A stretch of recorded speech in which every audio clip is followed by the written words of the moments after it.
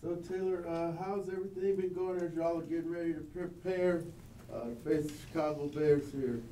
It's been going great. Obviously got a big win this past Sunday against Indy. Everyone enjoyed their Christmas, and now we're back to it. So, again, we're still playing for something this late in the year, and something to be excited for, and we're excited for the opportunity. How strange is it to have to be rooting for the Saints? Yeah. Didn't think we would ever be saying that, but yeah, we're rooting for the Saints, and again, that doesn't matter unless we go out there and win against Chicago. So, our sole focus is on that. And then just moving forward, you all were able to score on 7 of the 10 possessions. What were some of the things you want to, maybe work on and, turn some of those field goals into touchdowns? Yeah, again, it's when you get down in the red zone, you want to score, and obviously there was that one where I kind of threw it to Bijan a little late. He didn't get his second foot down. Unfortunately, that didn't bite us late in the game, but those are opportunities that we want to capitalize on in the future. So just continue to work on it, get better at it, and hopefully we can turn those field goals into touchdowns this week. And then people want to know if you're okay after the blocking experiment there, and then running into the net also. Yeah, the blocking experiment was different. Like I said before, I wasn't anticipating doing that on Sunday, but it was fun. I didn't see the clip till after the game, and I didn't know I put him on his butt, so that was pleasing. And then Bijan ran me over, so that was good. But then running into the net, I saw the big Gatorade cooler there, and I saw the net, so I decided to just dive into the net instead of taking on the cooler. It looked like you took on both of them. Yeah, I try to avoid the coolers as much as possible. I wouldn't have won that battle. Arthur called it dramatic. Did he? Yeah. Okay. Was there some level of acting and trying to get a flag there? I was definitely trying to bait him into something. I'm glad he didn't put his helmet down and blast me. So, there's a little game to be played at quarterback when it comes to that stuff, but I'm just glad I wasn't injured. Like you said, you dove for the net. There's a giant metal pole there, too. Well, the pole moved, the cooler not so much. So I felt like that would have been an easier landing going to the net.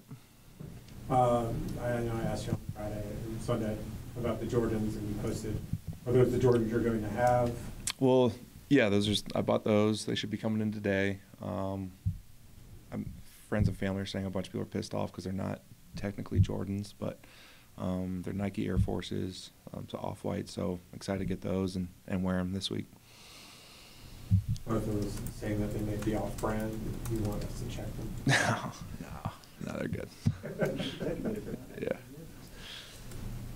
Taylor, run 39 possessions as a starter. So you guys have scored on over half of them. Why is this offense been able to be so efficient when you're running the show?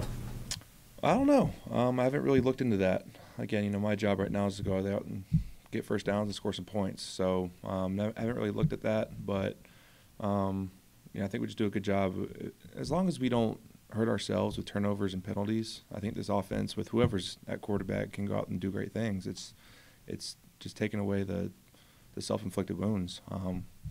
And I think Des did a great job all year doing that too. Unfortunately, some turnovers came in crucial situations, but I think if we're just playing clean football, this offense can do some great things. How mindful are you of that with turnovers? That is a huge problem, with the offense. How much do you focus on it when you're just trying to go out and do your job?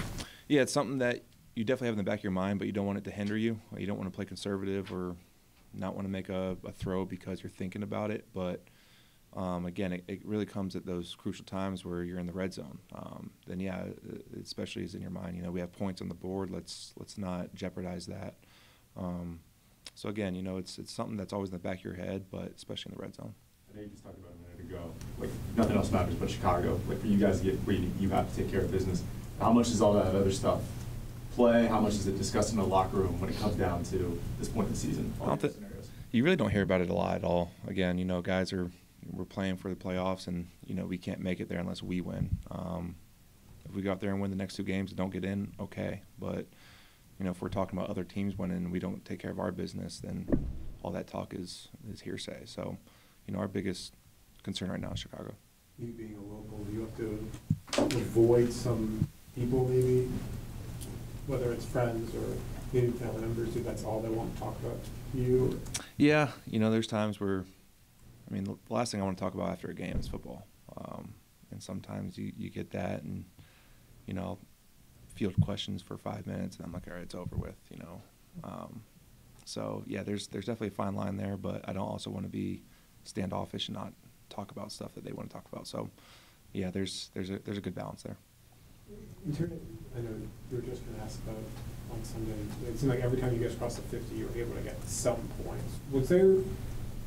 Obviously, we don't score points, but was there something that maybe clicked with this offense that led to that? Because that hasn't been the case in a lot of games this year. I think it's what I just said earlier, the self-inflicted wounds. We don't turn the ball over and we don't hurt ourselves with pre-snap penalties or holdings or stuff like that. As long as we get it to the 30, 35, we feel good with Koo. He's a great kicker. So, again, as long as we don't hurt ourselves, we feel like, we have a good shot of doing stuff in the red zone. When you look back at the tape, are there areas where you feel like you can improve or get better? I'm assuming there are, considering you're coming into not perfect circumstances. Yeah, there was a handful of plays I wish I could have back. Obviously that drop pick right before half was huge because we got 3 points out of that. And maybe trying to get the ball down sooner, get the ball in those playmakers' hands and let them do something with it instead of kind of holding it for another half tick and, the defense has time to rally. So just little things like that I feel I can get better at. But for the most part, I feel like we played a really clean game. When you go back and watch tape, it seemed like you're very methodical in going through your progressions when you had time to do so. Is that you just being maybe more comfortable with what's being asked of you within the offense, or is that something else? I think it's something I've learned throughout the year, throughout the years. At the quarterback position, I kind of learned this in college, and I've kind of kept it through my career, is you're not playing the other team, you're playing the playbook. So, your playbook changes every week, and whatever that play tells you to do and that whatever you see on defense, you just play the playbook. So that I've kind of held on to that and just, kind of grasp that, and it's helped me. It kind of makes you go through your reads quicker instead of having something in the back of your mind like, oh, I saw this on film, this might happen, and then you hold the ball too long and you get sacked. My biggest thing is not holding the ball too long, get the ball in those guys' hands, let them do what they do with it. That's why we drafted in the first round, right? So, again, I feel like I'm more of a point guard, trying to find the open guy, let them do their thing. Is that part of maybe why you think the offense looked smoother or maybe more in sync this week, was because of that understanding of progressions? Maybe. Again, I was just trying to go out there and complete the ball. Again, we have really good playmakers on our team, on our offense, and when you get the ball in those hands, they make some special things happen. I checked the ball down to Bijan on it's like 2nd and 15, and he makes 2 guys miss and gets a first down. It's huge. You give the ball to John New on a 3rd and 15, and he runs through 2 guys for a first down. It's nothing special I did. I was just giving those guys a chance. You seem particularly happy that you like checking the ball down. You didn't like it, but that you check the ball down. Well, that's kind of like what I was saying. Just play the playbook. If they're getting a bunch of depth, why hold on the ball and try and fit something in that could possibly be disastrous? Then give Bijan the ball and do his thing. But there are times, right, where you do want to get gritty or like take those kind of chunk plays. Like, how do you find those windows and kind of navigate that? Is that like an in the moment based on the look thing? Because in your past you have been aggressive with the ball downfield. How do you negotiate that? Yeah, well, there's for every good play, there's about 4 or 5 bad plays that come when you're trying to force stuff in there, and there's a time and place for it. Whether it's you're down a couple possessions and you need some scores quick, or whatever the case may be. But fortunately, we weren't really down at all in that game. We were just kind of being very methodical and again playing the playbook and trying to get completions. So it worked out really well for us. But like you said, there's a time and place to try and force stuff downfield and make some plays. For Chicago standards, I don't think it's going to be like ungodly cold. I think it's in the 30s, but the wind's always a factor. How do you simulate something like that in practice this week when the weather's a lot different here? Yeah, I don't think you can. I think that game we played in Charlotte a couple weeks ago was probably the closest we'll get to it. It was cold, it was rainy, it was windy, so it's not like we haven't seen it before, and we saw it pretty recently. So, as long as it's not raining like that, I think we'll be fine. You've played Chicago before. I've played there, but I haven't been on the field. I was just on the sideline. Well, but just because that field is so, It's different. it's different, especially in this time of year. Mhm. Wasn't sure whether that, you know, even in some kind of what you guys try to do offensively, that ends up playing into it at all. Yeah, I don't think so. They kind of just do what we do and go from there. What insight do you have for your line to Montez? Montez? Yeah. Yeah, you know, I was with him in Washington the last 2 years, and obviously we got to see him earlier this year with Washington. So, you know, this offensive line has seen him 3 times in the last 3 years, about to be a 4th. So I think they know him pretty well. He's a really good player, tall, athletic, makes a lot of plays. So he's going to be a handful, but I'm going to try and find him pregame, tell him not to hit me too hard if he gets a chance. So, yeah. What about Tremaine in the middle of their defense? I guess him and Edwards are kind of the tacklers over there. How do you kind of try to track what they're trying to do? So they both came from Buffalo, correct? Mm-hmm. Yeah, they're 2 really good players. You know, they've been together for a number of years, so they know what they're doing, and you know, it's a good defense. You know, they're #1 rush defense in the league, and that's not by accident. So you know, they're really good defense, and we have our hands full for sure. A lot of the guys said after Sunday it felt like the most complete game that the team had played on both sides of the ball. So how do you kind of carry that momentum forward, especially on the offensive side with the execution you guys were able to do? Yeah, I think, you know, again, those long sustained drives, and when you get down the red zone, get those points, whether it's touchdowns or field goals. But like you said, that was the most complete game we had all year. Whether it was, hey, we're backed up at the 2-yard line, but we get out to the 30, 35, and yeah, we don't get points, but we change the field position, which is huge in this game. You know, if you give a offense a short field, that's tough on the defense. So, you know, us getting to the 35, punting, put it inside their 20, making them go the whole field, try and score some points, that's complementary football, and that's what we've been talking about all year, and I'm just glad we put it all together for a game. For lack of a better word, how proud are you of this locker room that, you know, a couple of quarterback changes, you know, under 500, it could have splintered. How proud are you of the way they showed up last week and the way you guys are still fighting to the finish line? Yeah, it's huge. It's a credit to Coach. It comes from him, and then those guys in the locker room. There's a bunch of guys that love football, and they, like I said before, if we were 2-13 right now, I think it would be the same way. You know, these guys just love going out there playing ball, fly around, have some fun.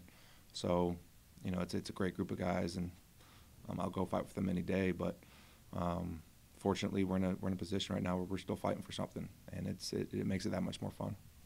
Obviously, you've done this throughout your career, but how do you build cohesion with guys that you're not typically playing in a game setting week to week? Yeah, that's the tough part. You know, throwing to guys like Drake and Kyle that I haven't got a lot of reps with at all. So it's what we do Wednesday through Friday, getting as many reps as we can, try to build that trust.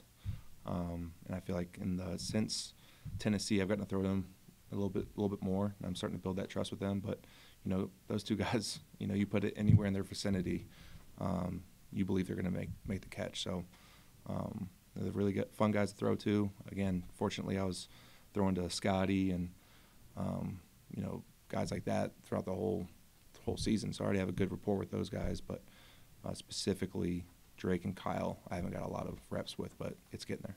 After the bye, when they went back to Desmond, were you still getting a little bit more reps with the ones here and there, or was that a complete back to doing what you had been doing before? Was it kind of a complete cutting? It was back to what I was doing before. Again, you know, whoever's starting, they need to be throwing to the guys that are going to be playing on Sunday. So, you know, it kind of went back to Des throwing to Kyle and Drake and those guys that, you know, the guys are going to play on Sunday. He needs to have that type of timing with them.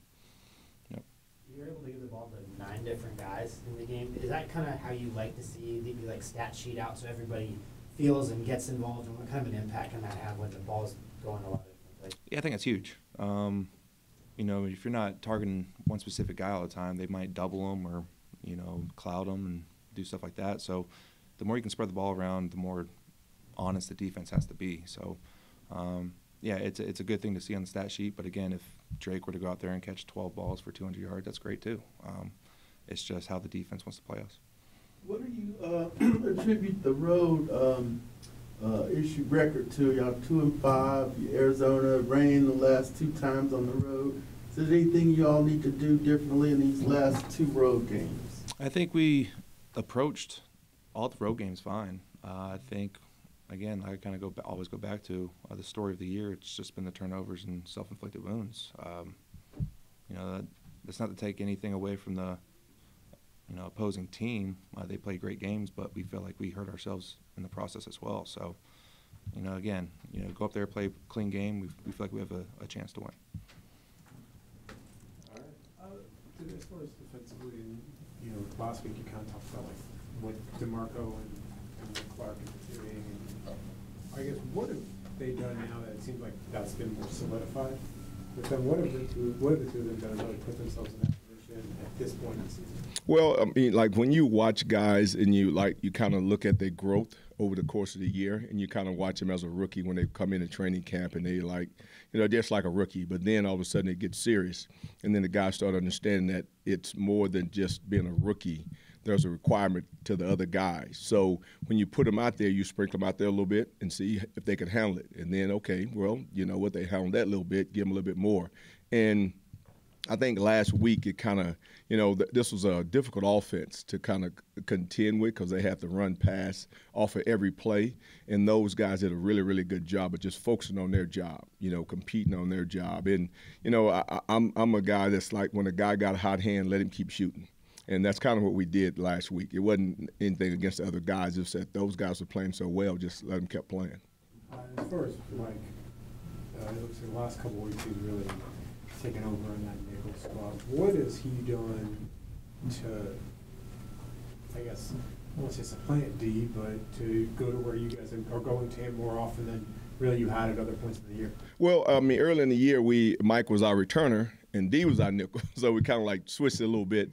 And we were trying to figure out who guys were. What are they great at? What are they really good at? And it's nothing against D or anything like that. D's doing a great job at returning. So instead of him trying to be the returner and the total nickel and have one guy off the field, we're like, okay, we'll give Mike some first and second down.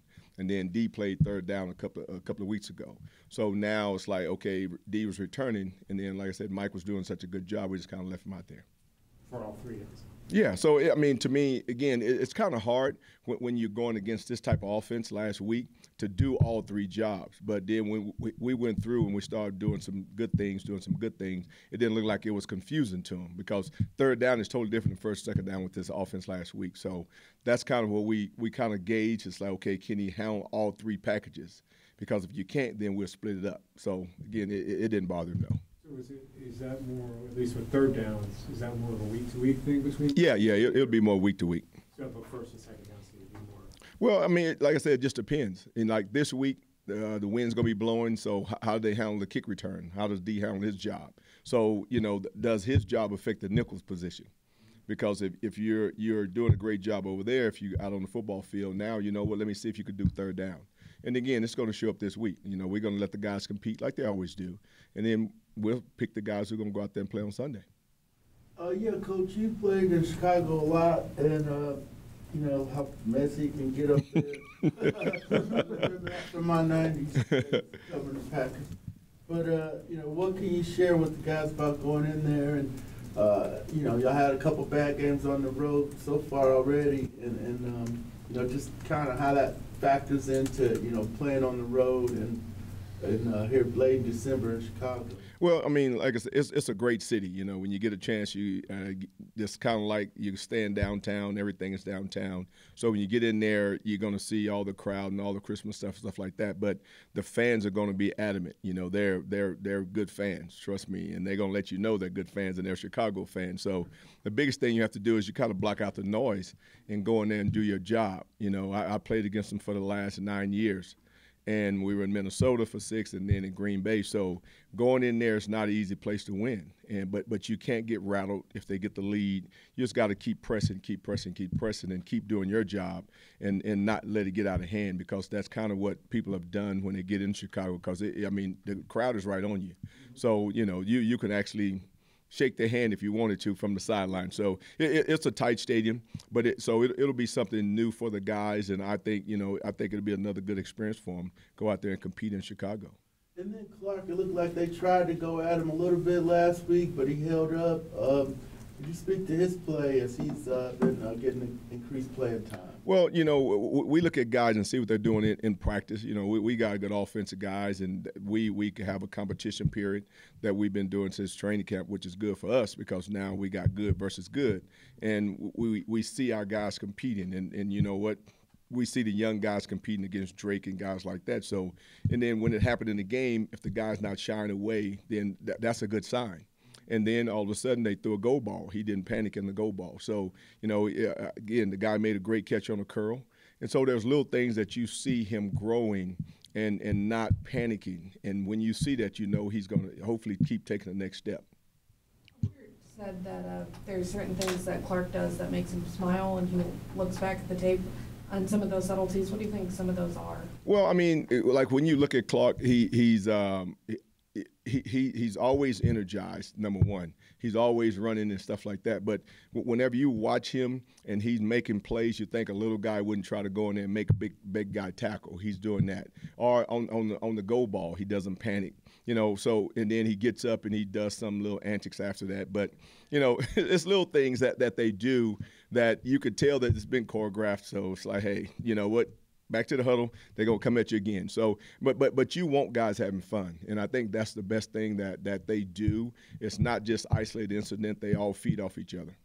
What are the biggest challenges for a secondary unit playing this Justin Fields-led offense? Well, I mean, really, I think plastering. Like I said, just going against him in the last 3 years, he's going to extend the play. So that's the first thing you have to understand. And it's hard to mimic in practice, and we're going to try to do some stuff like that. But, I mean, Justin Fields can run around, and he knows a lot of D linemen can't catch him. So he takes a long time back there. And, I mean, he may go through his first read, fifth read, back to his first read, and you better be on your guys because he can throw the ball deep too. So there's little things that's going to be a new experience for a lot of young guys because they're just so used to the ball coming out on time. And Justin Fields can hold the ball and still make the 40, 50-yard throw. So that'll be one thing. And then, their receiver group is really good. I've been against most of the guys over there besides number 2. But when you look at them, they do a great job of competing. They do a good job running routes. They got some good backs. So, I mean, it'll be a good test for us. But the biggest thing is Justin Fields running around, finding guys open. That's what you see on tape. Do you almost take a combination of quarterback and one of your running backs and receivers to simulate that during the week? Like, how does that even – Well, like I said, you're going to be doing more 7-on-7 trying to chase because you don't need the rush because most of the time the rush doesn't get there. So we need the extended plays in 7-on-7. We need the quarterback running around, looking at things that we can see. And it's not just if you run a 5-yard route, the route's not over. You may have to extend it and go 40. So it's little things like that I think be good for us in 7-on-7. Not so much in team, but more 7-on-7.